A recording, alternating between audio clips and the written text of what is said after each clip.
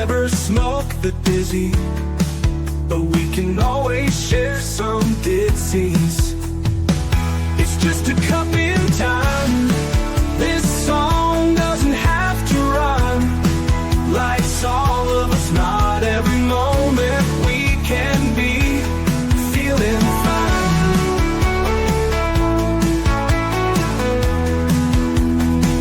I wanna share a moment, just a second if you will, maybe even a cup of thrill. We could share this performance. It's tea time, come sit with me. Well, welcome guys. Miss Liz in the house. That's right. And we do have a rescheduled tea time. That's why we are here on a Monday, and we will be back tomorrow on Tuesday and Thursday. But we have an incredible returning guest in the house. We have Dr. Katherine Hutchinson-Hayes in the house, and we're going to be talking about her book, A Fifth of the Story. We talked a little bit about it the first time she was on, but we're going to dig deeper into her story tonight in that book, and we're going to talk about other things, including her tea is transcending, embracing, and envision. That's right, she is teaching tea like Miss Liz, and we're getting it out there. We're going to dip deep into that tea. But before we get started, you guys know how Miss Liz rolls. Get over to Facebook, LinkedIn, TikTok, Instagram, Spotify, all those good platforms, and give those a like, follow, and subscribe, and get these tea times out, because they all do make a difference for my guests and for the listeners out there. We do make a difference with a cup of tea. So let's get started with the disclaimer and then a nice, beautiful intro, and we're going to get Dr. Katherine in here, and we're going to spill some tea together, and we're going to have some fun.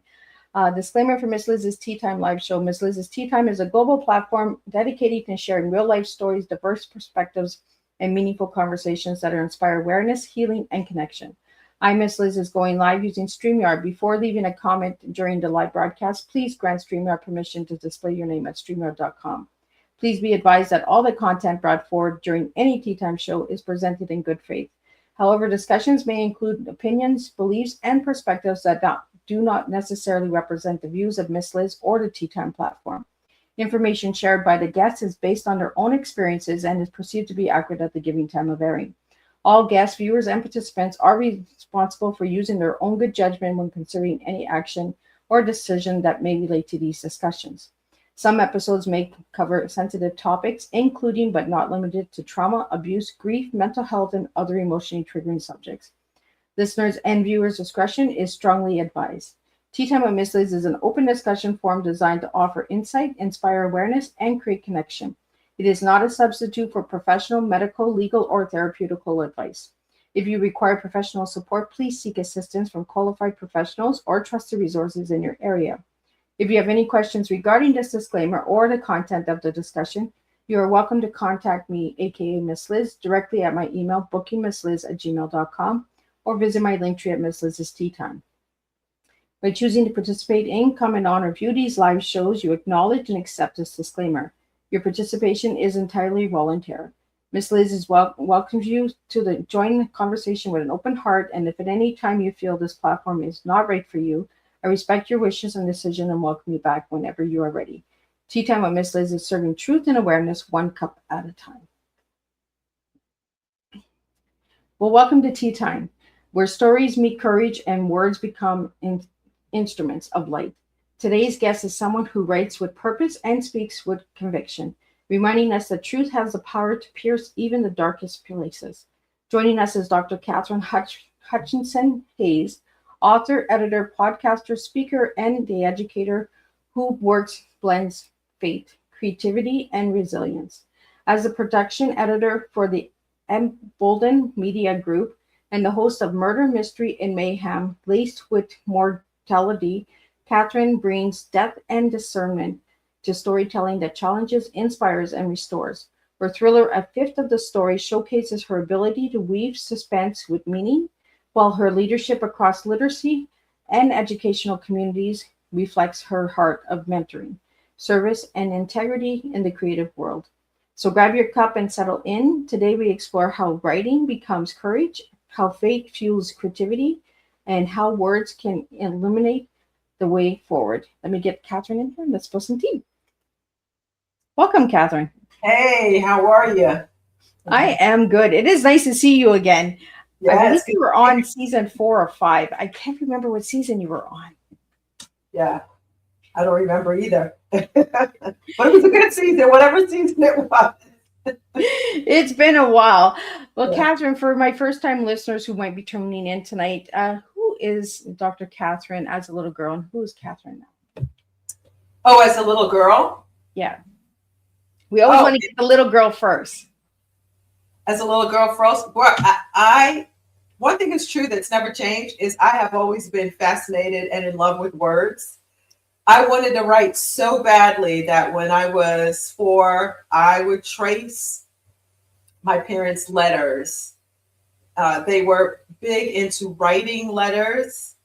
They lived in a variety of different countries, and then they were used to writing letters. And so I love story time. I would make anyone around me read me a story. I would tell people to talk it to me because I wanted them to act it out and be dramatic.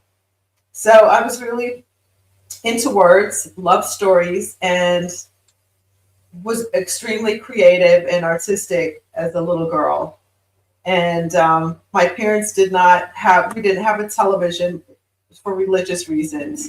And it helped me in terms, and I think all of my siblings, in terms of our creativity, we would just make up games, make up stories. I wrote plays, and I had my brothers and sisters, act in them, and I was a director. So my life as a young person was filled with stories from the very beginning, and it started from my father, who loved story time.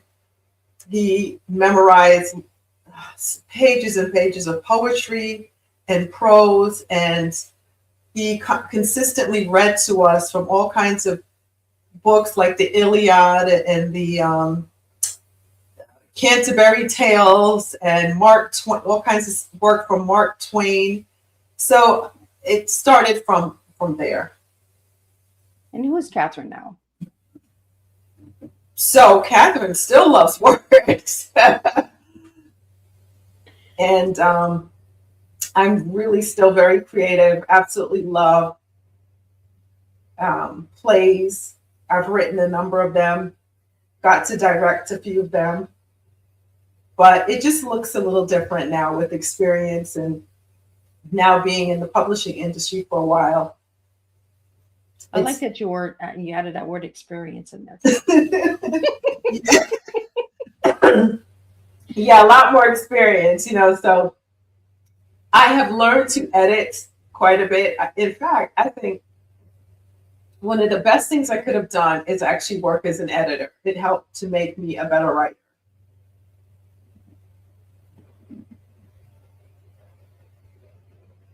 I like that you added that word experience because it shows growth, right? It shows that you really matured and took all the little things like make up stories and story time, fascinating with words. And that's what you've actually done with your book, the book called A Fifth of the Truths. I kind of like the title of your book. So I'm going to pull up your book and we can talk about that as well. Because that's where the story time comes in, right? We get to talk about your story. That's right. Yeah. So for all my audio listeners out there, Katherine, can you describe a little bit of what the cover looks like and the story behind the cover and the story itself? Yeah, so I really love the cover. I feel like the artist did an incredible job, and you'll see on there is our main character, our protagonist, who's Brock O'Reilly. He's featured there. You can see that he's a CIA agent. He's on a special force. And you can see in the background, the backdrop of Washington, D.C. And you can see there's lots going on there. There are fire. It seems like there's fire going on out there. And it reminds me of like a movie trailer poster, And so the cover itself says a lot about what the book is about. So where did you get the title from? So it was, most of my stories start with the seed of an idea and I branch out from there. And I had actually written a couple other books and I really thought I had something with this one book It's 90 pages, 90,000 words of hot garbage, to be honest with you. But the seed of the idea was there. And that seed was, there's your side of the story, there's mine, there's what other people see, there are the facts, and then there's what God sees and what he thinks about it. And the premise is, if we live for that 1/5 of the story, which is what God sees and what he thinks about it, you will lead a good life. And I took that same premise and moved it over to this book, A Fifth of the Story. Completely different characters, totally different storyline, but the same premise. Well, Katherine, I remember when you came on Tea Time the first time, I thought that this was based on a true story, right? Yeah. Okay. So does this story have a little bit of truth to your life? Yeah. So the story is, it's a espionage, suspense, thriller, a really fast-paced plot centered on the CIA and later on the FBI. But even though it is totally fictional, right? It is based on real things that have happened, and I had to completely change the time, the place, the characters involved, and all of that. And I had knowledge of some of these incidents because my husband worked in military intelligence in what is known as the DIA, which is similar to the CIA, but only for the military. And so there were some really interesting things that took place that I knew about, and were declassified, where I could, even though they're declassified, I still feel like I'm called to really protect our military intelligence. So I change everything about the incident. You wouldn't be able to tell which incident I was talking about. And the opening scene is a true thing that happened, but in another place in the world that really disturbed me because it involved children. And it's done very tastefully. It's not, because my heart can't take stuff that happens to kids, but it shows that even when our military intelligence, which is primarily based to collect data and information to make sure that people in the United States is safe. And so the CIA, they do that outside of the United States, right? The FBI does it here on the United States soil. And they operate in very different ways. They're similar, but very different. And so, to make a long story short, yes, it is a fictional story, but it is based on real things that have happened. And what's even more frightening was a research I did for the book is about terrorist operations. And I always wonder, like, how do people succumb to do unthinkable things to other people? Like, how do they get to that place? And it's studying terrorist organizations, studying how they infiltrate military intelligence agencies or the highest intelligence agencies in the country, which has really been happening. We've been having these breaches. How does it happen? And I got into a deep dive of some of our most dangerous terrorist organizations in the United States. And a lot of times people in the US think that it's always terrorists, it's always someone from outside the country. But unfortunately, we are our worst enemies. Like our issues are with us. And so that is what the book, the true parts are about. I thought, if I recall right, Katherine, when we spoke about the book the first time, we talked about the worst enemy being right in our own country, correct? We spoke about what? I'm sorry? About the worst enemies are right in our own backyard, right? Yes. Mm-hmm. Yeah. So we had a question that just came in, and it says, what inspired your thriller, A Fifth of the Story, and what themes do you explore in it? Oh, that's a good one. So So I wrote it because I knew a lot about military intelligence because of my husband and what he did. And he spent a good portion of our marriage out of the country. And so I had the knowledge, and I also had access to people who work in that industry. So I could write things that were very realistic. So that was the inspiration behind that. And of course, combined with the seed of an idea that I couldn't let go. And a fifth of the story is really a layered exploration of truth, allegiance, and moral clarity in a world where appearances are deceptive and loyalty is constantly tested. So it's an intelligence breach of national consequences and a ticking clock threat following an attack on U.S. soil. And our main character, our protagonist, he uncovers evidence of this organization that has infiltrated the highest levels of intelligence, and this danger escalates rapidly, not only to national security, but to his personal safety and the lives of those he trusts the most. Well, we have a couple of more questions that just came in for your book, and they want to know a character who surprised you the most that you wrote about. A character who surprised me the most, there are a couple of them. There would be Dr. Liz Harper. She's a director in the CIA. And people when you're an author, you get it. And it's fun to share this with people who read and they don't write. So you know behind the scenes.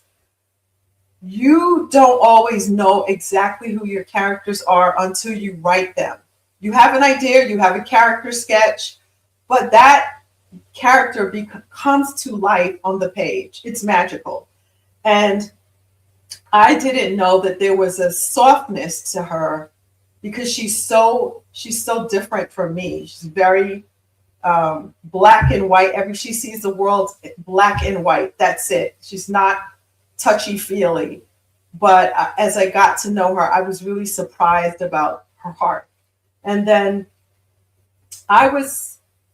who surprised me was a secondary character who I fell in love with so much that she got her own book. And that is Patricia Pang, or Patty Pang. She is the wife of one of Brock's closest friends. And she's a feisty person, and she surprised me. She was just really going to kind of make some cameos, and she just started demanding more and more attention. And I was really shocked by that. And even, like I said, she got her own book. And another one that just came in, the hardest scene you had to write emotionally or spiritually in this book? Oh, that's such a good question. So the hardest scenes for me were the issues that with children. So there are some children in there who are in significant danger. There's someone after to kill an entire family. And I was really afraid for the children. I was terrified for them. Because what I do is I paint my characters into a corner and I have no idea how they're going to get out. I usually sleep on it and it will come to me, the next day or something to that effect. So technically what I like to do is write myself into a corner, something horrific. I'm like, I don't know how this kid's going to survive this. And I go to sleep and I wake up the next morning. I've been obviously thinking about it. And then I get on that computer and I write out what happened. So that was terrifying.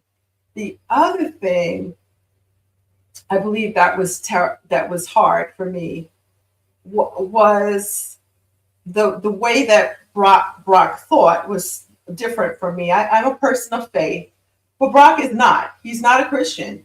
And he questions Christians and how people believe, and he wonders, what is this all for? Like, why are we here? Like, this world is a hot mess, and he has some really deep dives into what faith is all about. And that was tough for me. That was hard. So we have a question here, and it says, one truth you believe every storyteller needs to hear. So do you say some truths in this story, Katherine? Can you repeat that question? It says, one truth you believe every storyteller needs to hear. One truth every. I think every storyteller should have a part of their heart woven organically into the narrative, not as a moral shortcut, but as a source of tension and resolve. I like that question. That was an interesting question. Yeah, that's a good question. We have a bunch of questions that are popping up, so I'm just trying to stay with the storyline, and then other questions I'll pop them in here in a bit. What first ignited your passion for writing stories that pierce the darkness, Katherine? Yeah, well, if you are alive, if you're on this side of the grass, you can see that this can be a very dark world, and there are a lot of things that are dark, and I can be drawn to the dark side, but I love resolve, and in my heart of hearts, I'm a very positive, upbeat person. I'm not even just a person who looks at the glass and see it half full. If it's half full, I'm going to fill it up. But I do flirt with pessimism and the what if, and I can be cynical at times. That is definitely true. But I feel like at the heart of it, my goal is to flesh out deep questions that we have and to answer them through our stories. I'm not sure if I answered that question correctly. Well, storytelling sometimes does get dark and heavy. We have to get those heavy parts out in order to get the story a little lighter at the end. Now, in your book, do you start off heavy and close it up light, or does it start off light and get heavier and then light? My stories always start right in the middle of the action. You get right into the action. I'm sorry. She's not wasting no time. She gets right in there. Well, the cup is half empty. She's filling it up, right? I just get right in there, and maybe that's because I tend to think in a thematic, cinematic way. I'm very visual. I love, I just love to see what something looks like. So I try to create that for our reader. Another question that just came in for you, Katherine, is how do you navigate writing more clarity grounded stories in genres often centered around crime and mystery? I'm not sure if I'm saying that word right. Morally. Oh, morality. Yeah, it's my favorite thing to do because of the darkness in the world. I really like to it's like even the title itself, it signals one of the book's central questions. How much of the truth are we actually seeing? And nowadays it's tough, especially with AI. It's hard to know what's real sometimes, right? We hear the term fake news all the time. And so for me, I really want to challenge my characters to act with courage and integrity, even when the cost is high and the outcome is uncertain. And the approach allows a novel to speak to readers, especially even Christian readers, because I'm writing from a Christian worldview, but I wouldn't necessarily say, everything I write is a Christian novel, because I don't want to alienate fans of mainstream thrillers. And faith is present in my novels, but it's tested, much like loyalty and friendship. It's not this blind faith. And if people who consider themselves people of faith, they have to be honest. Like there are times when you doubt, you question, you wonder. You don't always have it, you know, you don't always have this perfect faith where you're just constantly believing. Absolutely. And sometimes things happen in our life and it shifts the faith for a second. And then we're just like, whoa, let's take a step back. Yeah. And that. When you wrote this book, Dr. Katherine, did you find things in your research that surprised you? Yeah, I was really shocked. My intention was just to kind of do an overview of this one particular organization, and I delved into it and into, well, what is the biggest threat to our national security? And earlier I had said, it's us. We're our worst enemy. But I was shocked that we still have major issues with racism and extremism, and it's embedded within systems that are meant to protect. And one of the most dangerous and deadly extremist organizations in our country, in the United States of America, are white supremacists, and it is terrifying. So I was terrified by the data that I was collecting. My book, it's probably a third of the research that I did. The research I did was way longer and filled with all kinds of information. And I took a fraction of that and talked about the different organizations. So there is an organization in the book. They're sort of the antagonist in the story and their leader. But all of the other facts, all of the other organizations that I mentioned in that book are real books. I mean, not real books, but real organizations that exist right now and that are a major threat to the citizens of America. So, Katherine, you collected a lot of research. So is there a second book coming out? I actually have 5 books in mind. One is being shopped by she's being shopped by my agent right now. And the working title of that book is by the Zeal of Fire. And that's the one where, Patty Payne wanted her own book. So it's her whole backstory. And then I'm almost done with the third book in the series that delves with actually Patricia Payne's mother, who is an immigrant. And you want to talk about dark, but it's a dark premise, but it's done tastefully. Like I said earlier, my heart can't take bad things that happen to children, so I have to do it in a way that we can stomach it, but still learn. And it's actually about human trafficking. And that story is also filled with the research for that book also took me down a whole rabbit hole.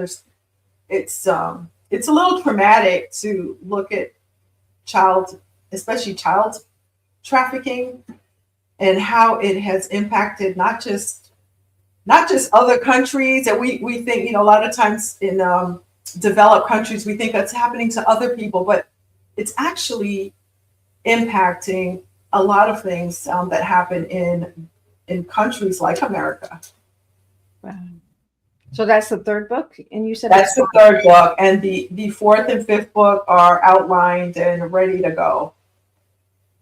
So we got a lot more tea times coming together. Yeah. Oh yeah. I want to talk about your tea tonight, and your tea that you gave me was transcending, embracing, and envision, and that is what tea time is all about: is the transcending, embracing, and envision. But what you gave me, I want to just read to the listeners. I am transcending what tried to break me, embracing what God is doing in me, and envisioning the extraordinary life that lies ahead. Do you want to share a little bit about that? Yeah. So in transcending, I I've had some really difficult things happen to me as a child, and those things tried to break me. So I'm a survivor of sexual abuse, and it happened unfortunately, and that's how much abuse to children happen through someone close to the family. It wasn't like a relative or anything like that, but someone affiliated with the church. And so later on, it actually became one of the case studies in my doctoral dissertation. And later on, I was able to use that experience to be able to counsel. I actually volunteer in a crisis center where I do counseling in crisis situations. And I'm called to voluntarily do this. And because I saw how impactful it was when I worked as a school principal, and I had some tough cases with young children, teenagers who were sexually abused, and I thought, man, if it was just because I needed to be there for these children, then it was worth it. Because I could really identify with them, I could support them and counsel them because I'd gone through it. And you're embracing, you put embracing what God is doing in me. What is God doing in you, Katherine? So yeah, he is taking my creativity and using it to glorify him. So even if I write a shoot 'em up, bang bang thriller, I'm still offering you hope. If I feature books, I have a podcast. It's Murder, Mystery, and Mayhem Laced with Morality. And some of the books that I feature, they're kind of dark. And some of the people I interview experts in the industry, detectives, pathologists, morticians, CIA agents and FBI agents. And not everything they're having to say is uplifting about things that are happening, but I want to embrace whatever platform I have, whatever gift I have, to bring light so that things aren't hopeless. Things aren't all dark. Yes, there's lots of darkness. Yes, I do flirt with the dark side, but I always know I feel like the light is always going to overcome the dark, no matter how it looks. That light is so powerful that it has the power to impact any trauma, any darkness in our lives, any challenge, any tragedy. Well, speaking from a survivor to another survivor, we know that darkness because we go into that darkness when we're abused. Yes. And I think that's what tells a story. We're able to bring the light to the story because we felt that darkness. We understand the darkness. Yeah. So we're able to help others who are going through it or who are afraid to speak of it. Exactly. Yeah. Exactly. I want to get into that. I want to get deeper into your podcast because your podcast hits on dark stuff, but it brings the truth to the table. And I'm all about truth because the truth needs to be told in order for us to resolve and bring solution to a lot of darkness out there in the world. So tell us a little bit about your podcast and some of the guests that you've had on that surprised you a lot. Oh, wow. Well, the podcast, it's called Murder, Mystery, and Mayhem Laced with Morality, and it's a storytelling podcast that dives into crime fiction, suspense, morally complex narratives while keeping the conversation grounded in purpose and principle. And so each episode, it explores a craft behind mysteries and thrillers, spotlighting authors and books and real conversations about justice and consequence and redemption. And so while the subject matter may involve darkness and danger, the heart of the podcast is thoughtful. It's values driven. It's explaining or examining how stories of crime can reflect truth, accountability, and hope. It's a space where gripping plots, they meet these we have meaningful discussions about them. And it's a place where writers and readers alike, they're invited to think deeper about the moral threads woven into mystery and mayhem. And sometimes we have authors who write outside of those genres, and then we really dive into the craft and the how did you get an agent? How did you get published? Were you indie published or traditional?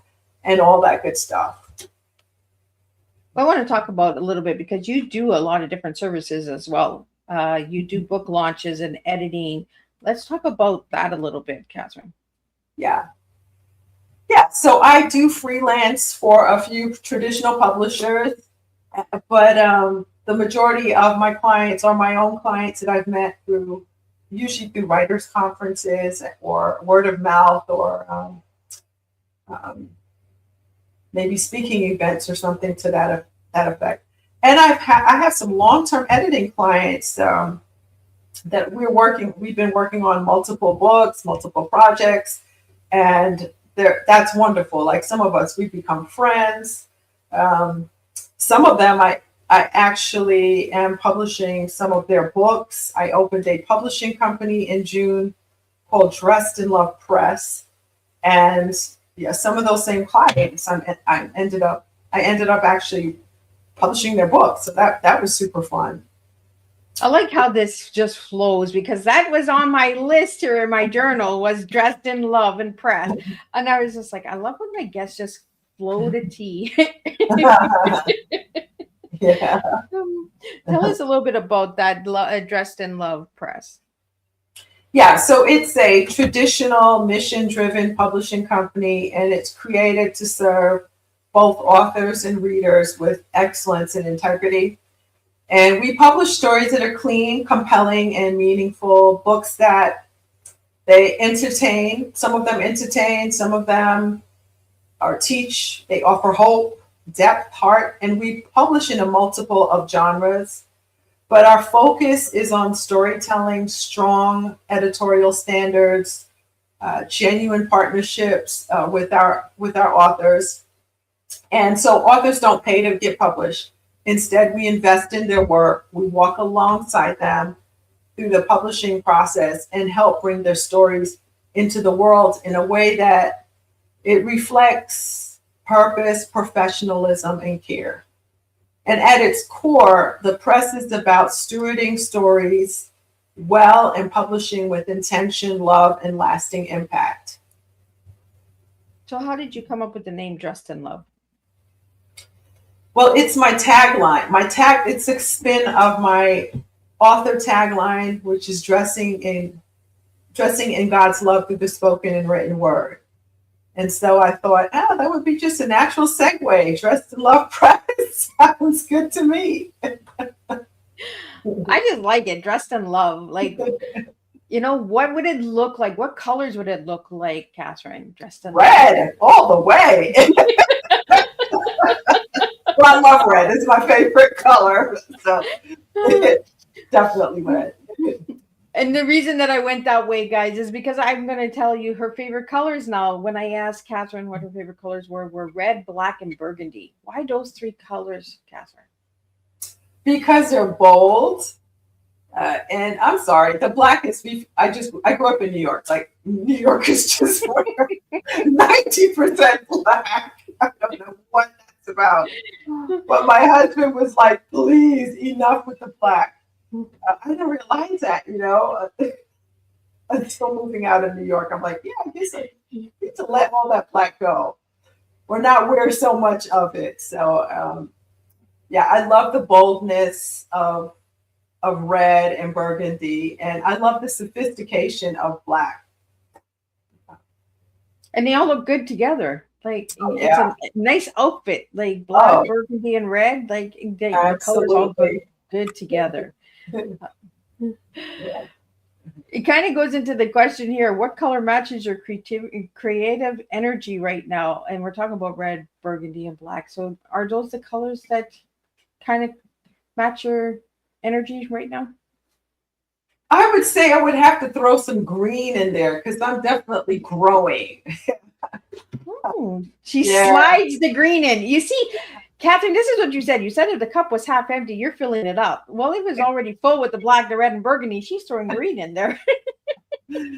Yes, because I'm growing and learning as I move through this publishing journey. I thought I knew a lot about the publishing industry, but owning your own publishing company is a whole different story. So there's so many different nuances that as much as I studied it, I'm learning as I'm working in the industry. So that's been super interesting. Yeah.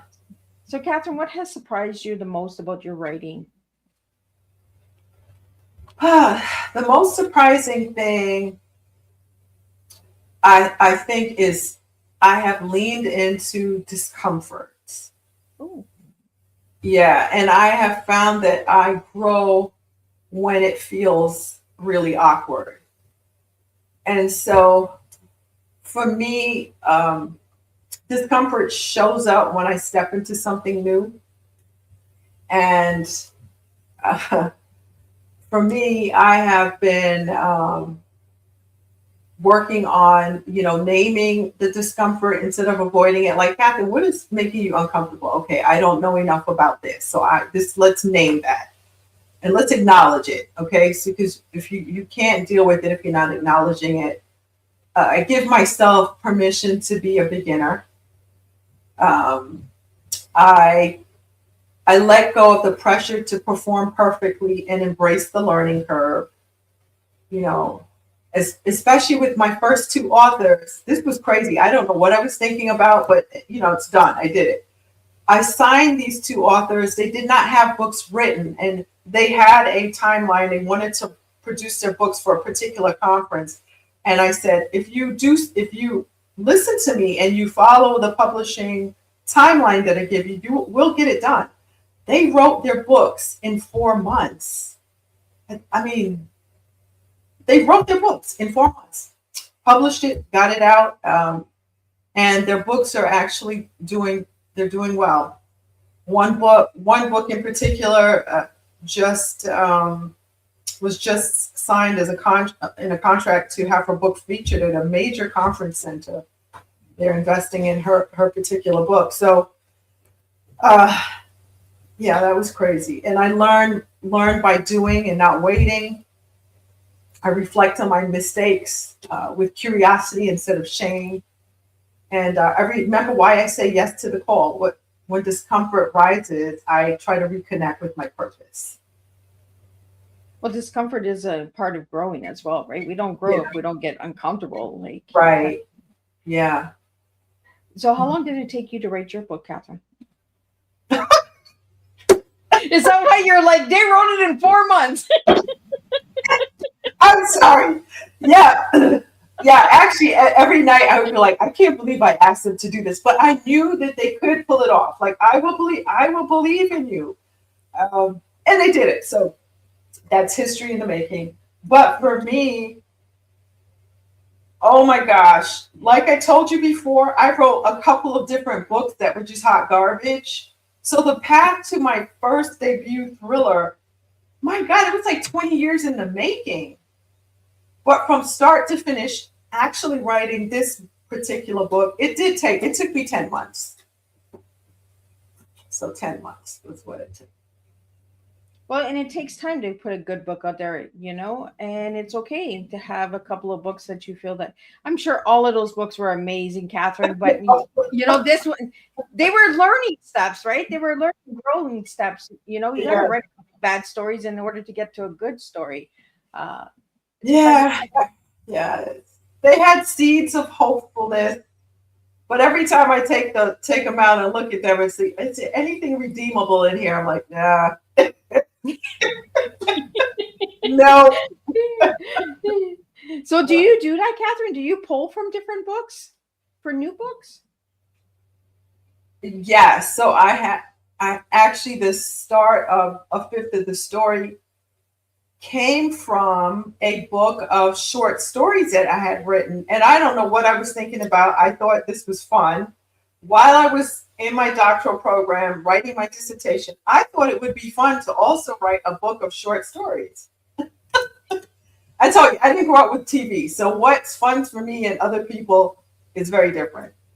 And the seed of the idea came from one of those short stories, and I fleshed it out to become a full blown book. Yeah. I like that. The seed of an ideal. I like that. That sounds like a good, interesting book there, Catherine. Yeah. Catherine, Yeah.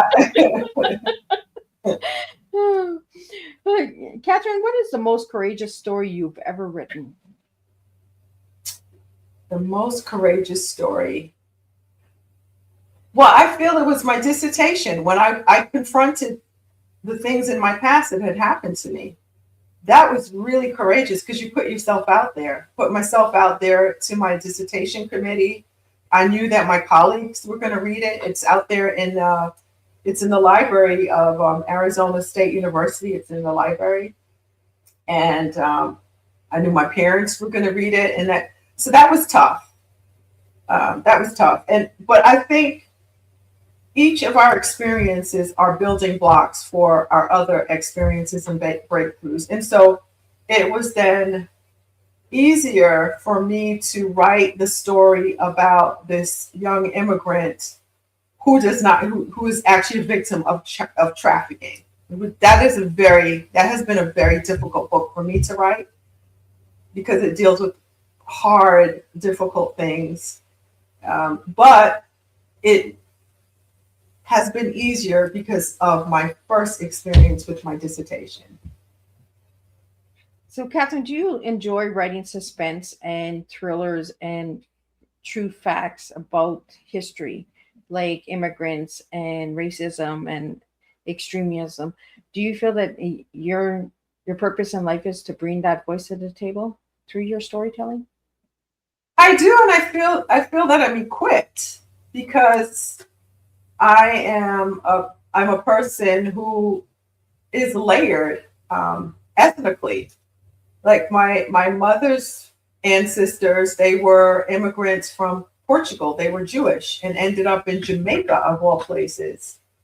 And then in their family, there's African and there's Irish, and then on my father's side of the family, there's Scottish. His side of the family was started because of a Scottish slave trade in Jamaica. So our family is very diverse looking. And I have relatives that are really dark, but I have relatives that are blonde with, blue eyes and fair skin. I saw how people interacted with my parents. People thought my parents were a mixed race couple, and in the truth, they really weren't. They thought my mom was white and my dad was black. Well, my mom was mixed. They were both mixed. But you saw the dynamics of how people treated them. And then our siblings, we all looked different. Some were racially ambiguous, right? And you saw how people would treat them versus others. And so I feel like we grew up with a love for people's hearts. And my parents always taught us that it's not about the exterior, it's about your heart. It's about who you are inside. And I saw that reflected in my parents' friendships, in their families. They had an eclectic group of friends, eclectic people in their church, and very diverse people in their family. And so it helps me to write from a place where I see lots of different sides. And it helps me to really discover truth and growth and all of those things. But I don't just write about that. I also write for a number of magazines and blogs. And I also love devotions. I put out 3 devotions so far. I put out one every year, and it's a compilation of myself with other authors. Let's talk about devotions and your faith, Catherine. Mm-hmm.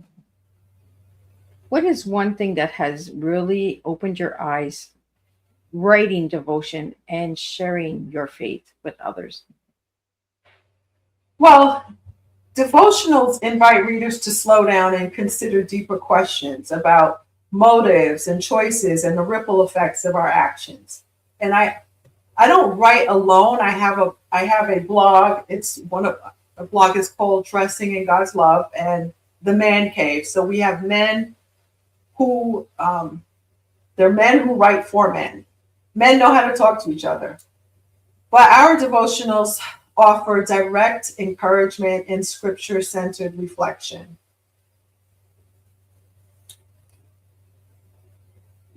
What did you call that? You said man cave. What did you say before man cave, Catherine? Dressing in God's Love. Yeah, so it's on my website, and it's usually about 10 of us who contribute weekly encouragement to other people, and it's sent out every Friday. We send out encouragement, and I spend a lot of time in training our writers. We do not pretend to be perfect patties. We're really transparent. And in the new devotional book that was just released a few weeks ago, one of the devotions in there is about a man who's his whole life is in ministry, but he's so transparent. He talks about his wife who had several suicide attempts. That's really difficult for someone who has worked in ministry to be transparent about that. So I love that in the devotions we get to say, hey, I'm not perfect. I'm not better. But because God is the center of my life, I'm better off. Because even though these tough things happen to me, this is how I got through it. Or this is how I'm going through it. Well, we just had a question that came in, and it says, how does your faith inform your storytelling, especially within suspense? How does my faith inform your storytelling? Inform? INFORM. Inform. Yeah. So my faith informs my storytelling, especially within suspense. It mirrors reality in the personal lives of people I know, where hidden motives, unspoken histories, unexamined biases quietly shape our decisions. So the two, even though they're so different, both the novel and devotional, they continue to invite our readers to examine, what is life about and how do I get through it successfully? And so together, whether I'm writing suspense or I'm writing a devotional, together they reflect this consistent calling to my work to create spaces where storytelling and faith intersect. Well, Catherine, if anybody wanted to get your books, where could they get them? And if you could spell out your website for the audio listeners. Sure. So my website is Dr. Hutchinson-Hayes. I leave out the other last name for all of our sakes, so we're not typing for 4 hours. So it's DrKatherine.com. Easy. That's where all the things are. You can actually send me an email from there. You can connect with me on Instagram. I love Instagram. It's a friendly space. And I'm on X, formerly Twitter. I'm on Threads, but I like to hang out on Instagram. I'm on Facebook and X. So you can connect with me. I love to connect with others. If people are thinking about a book, they're open submissions in January and July. Those two were open. Well, we got some little glitches going on here with the technology. So, Catherine, opening up and sharing about your faith and your life and your overcomings and becoming a survivor, and sharing your voice with others and getting them to share their stories as well. You do a lot of mentorship as well. What type of mentorships, and where can people find you to get some mentoring from? Can they find it on your website as well? Or do you work with certain nonprofits or organizations out there? I work with lightforthefuture.org. I'm on their board, and I actually teach art virtually to our students in Guatemala. And I'm also on the board of 540. It's a writing community. But if you are specifically looking for mentorship in writing, it's one of my favorite things to do. And all the details are on my website at drkatherinehayes.com. Yeah. I love to mentor other authors. I think that's exactly where we grow. Mentors grow by having people that they mentor. And having a mentee is, if you're not meant to keep them forever as a mentor, they're supposed to grow and develop and fly the nest. Well, we just got a question that came in, and I want to get it out to you, Katherine. It is, what role does mentorship play in your work with writers' communities? Yeah, so I actually teach a class on mentorships, on how to be a mentor, how to be a mentee, and why it's so important. There's lots of times people, they just want to write a book and become a breakout, debut author and get on the New York Times best-selling list. And sometimes it happens, like 1 in a million. Like, you can make the NFL or the NFL, right? It could happen, but more than often it doesn't. And our climb into the industry in terms of publishing, it's like a slow burn. And it's super important to network, and it's important to be diplomatic, and it's important to pay it forward, pay it backward, never burn your bridges, and to be, kindness always works. And we have a question here about your podcast, and it is, what has your podcast taught you about human nature, fear, and redemption? Fear and redemption. Did you say fear and redemption? Yeah. Fear and redemption. Yeah, so I have interviewed hundreds and hundreds of people, and I'm so grateful for that opportunity. But I found that we are so much more alike than we are different. I interview people who are, it doesn't matter what religion or what, we just need to have writing in common and we're good to go. And I just find that, oh my gosh, we are so much more alike than we are different. And if people could concentrate more on that, that would be so much better. The other thing that was really interesting, the hardest guest I've ever had was, his name is Michael Hingston.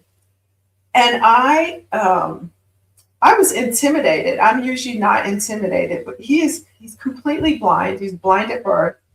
And he's known for writing this book called Thunderdog. It became a movie. And Michael Hingston is probably one of the most profound inventors of devices for the seeing and hearing impaired. And he worked in the World Trade Center when it was hit, 9/11. And him and his seeing eye dog led hundreds of people to safety and saved many lives. And that was his how he became really well known. Well, I that was really shocked how nervous I was, and he couldn't see me.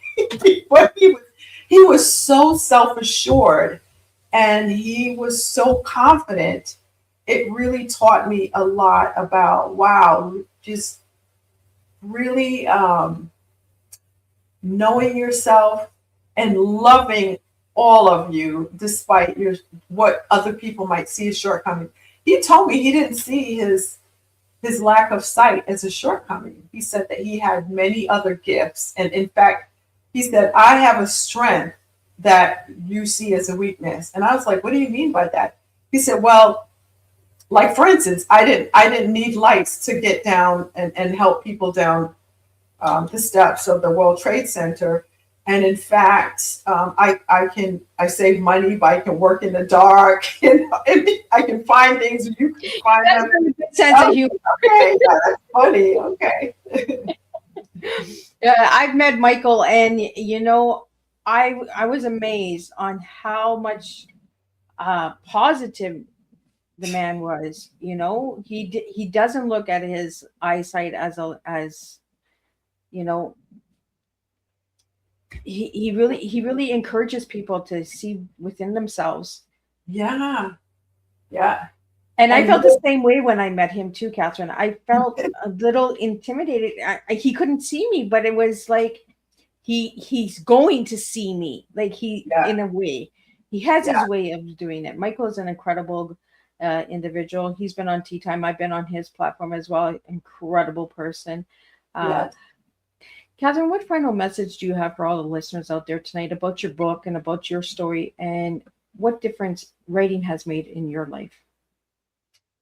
Yeah. So writing has been an incredible outlet. I told you from the very beginning, I loved words, started tracing them and all of that. But writing was an outlet. And writing is the key, right? It is the key to preserving humanity.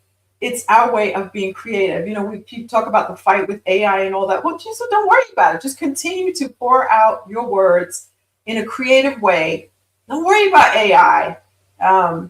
Let's preserve being creative with our words. Let's preserve being as unique as possible and staying true to our own voice. And there's a space for every voice, no matter how distinct or different. We were created for this time. So I like to leave people with this. You were created for this time. Okay. You're not an accident. You are not a mishap. You're not in the wrong place. You are right where you're supposed to be. So even if you're not a writer, and if you are, I'm definitely speaking to you, then use your words for good to give you and others a future and a hope. And for all of us, even whether we're writers or not, our words are our most positive ways that we can connect with others. We can use it to build bridges instead of walls. And I see way too many walls being built nowadays. I want to see some more bridges with our words, with whether it's spoken or written. We need more bridges out there. But I'm just going to do a wrap up of tonight's tea time. And I want to really thank you, Catherine, for joining me again. What a powerful and thoughtful tea time. Catherine, thank you for reminding us that stories do more than entertain. They reveal truth, build courage, and offer light where it is most needed. You've showed us that writing with purpose requires bravery and that faith and creativity can walk hand in hand without compromise. Today's conversation affirms that darkness does not win when we choose to tell stories with integrity, conviction, and heart. Words matter, voice matters, and when we use them wisely, they can become instruments of healing and hope. To everyone listening, may you leave this tea time encouraged to speak truth, create boldly, and trust that your words carry impact beyond what you can see. Until we gather again, keep writing, keep believing, and keep serving light one cup at a time. And I'll see you guys all tomorrow, and we'll do this all over again. Awesome. Thank you for having me.